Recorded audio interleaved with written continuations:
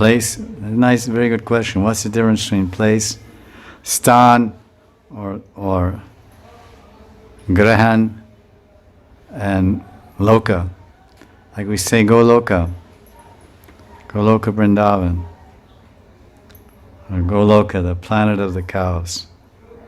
So, unfortunately, the word loka is often mistranslated and confused with the word grahan.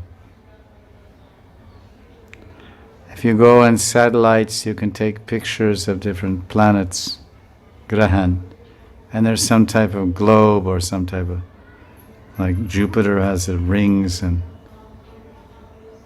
maybe elliptical shape, like a spaceship, or mostly round or a little small. They're like electrons.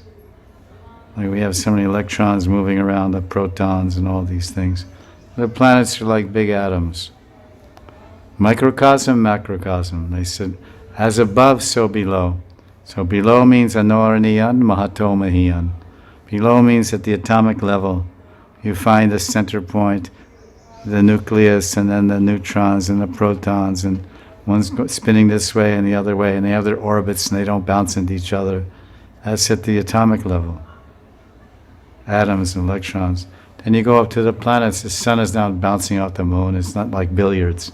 It's not a galactic billiard table.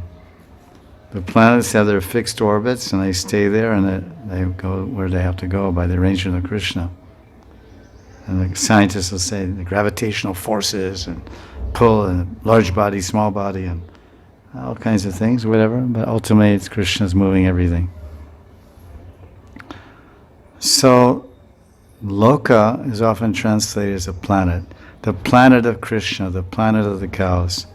So as I've discussed and written articles about also, people think that Goloka Vrindavan or Vaikuntha Dham is some planet that you go there on a rocket ship, or you get on Garuda Airlines, you book a seat in a Clipper class or business class on Garuda Airlines, get a wing seat, you know.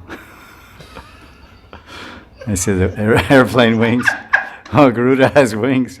So I want to get a seat by the wings so I can feel safe.